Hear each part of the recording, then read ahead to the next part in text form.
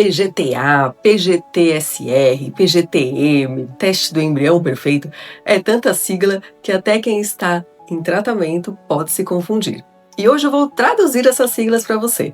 Vou te contar de uma forma simples o que é o PGT, o teste pré-implantacional, para quem cada tipo de exame costuma ser indicado e até onde a tecnologia realmente pode ir, sem promessas irreais.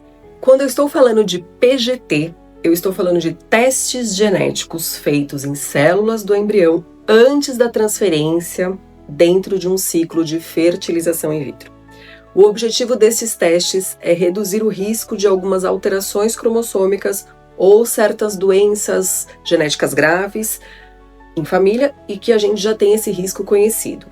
Não é para escolher, esse exame não é para escolher a cor de olho, a inteligência, outras características estéticas, doenças como diabetes, hipertensão. Isso não faz parte da ética e nem da realidade científica atual. Vamos começar com o PGTA, que é o teste que avalia as alterações de número de cromossomos dos embriões, as chamadas aneuploidias. É o teste mais comum que a gente faz e essas alterações podem ficar frequentes com o avanço da idade materna e também estar associada a maior falhas de implantação, abortamento de repetição, presente em fatores masculinos graves e algumas síndromes cromossômicas que podem ser compatíveis com a vida, como a trissomia do 13, 18 e 21. Os estudos mostram que o impacto do PGTA não é o mesmo para todos os perfis. Então, o benefício parece ser maior em grupos específicos, como mulheres com idade mais avançada, casais que têm muitos embriões e que aí a gente pode diminuir esse tempo para engravidar selecionando melhor esses embriões. Em outras, o ganho é mais discutível. Além disso, eu sempre explico as limitações. O exame pode identificar também embriões mosaico, que geram esses resultados intermediários e até levar ao descarte de embriões que, em alguns contextos, podem sim ter um potencial de gestação, que são essas síndromes compatíveis com a vida. Por isso, a interpretação precisa ser muito cuidadosa. Já o PGT-M entra em cena quando existe um risco conhecido de doença genética na família, causada por uma mutação de um único gene, como em alguns casos de fibrose cística, anemia falciforme ou as doenças neuromusculares. Nessas situações, o que eu e a equipe genética fazemos é desenhar um teste sobre medida para aquela mutação. Geralmente, essa sonda já tem disponível no laboratório, mas se não tiver para um gene específico, a gente precisa fazer essa sonda para pesquisar esse gene específico no embrião. O objetivo é selecionar esses embriões que não carreguem a alteração responsável pela doença, reduzindo a chance de que o bebê nasça afetado com essa condição gênica. Já o PGT-SR é indicado quando um dos parceiros tem rearranjos cromossômicos estruturais. O que é isso? É uma translocação balanceada.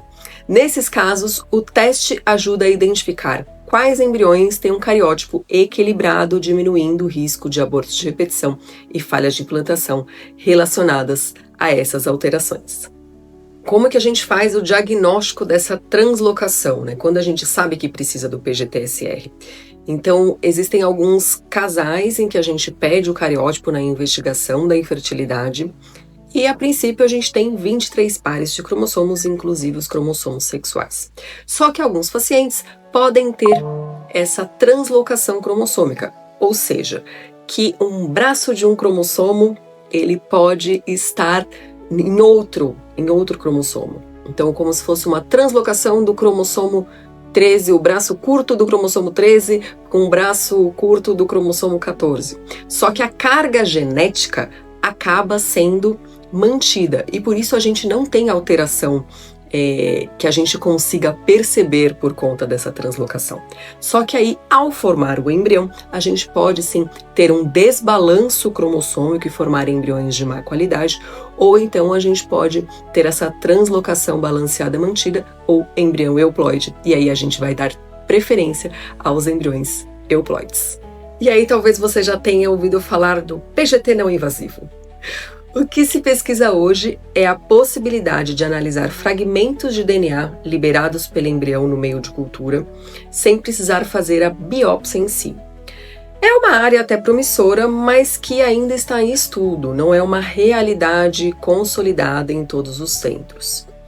Outra frente são as plataformas modernas de sequenciamento genético, como o NGS, e a padronização dos relatórios.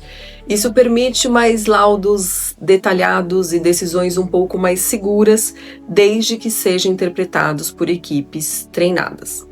Ao mesmo tempo, eu sempre gosto de fazer um alerta. Tecnologia nova gera muito hype.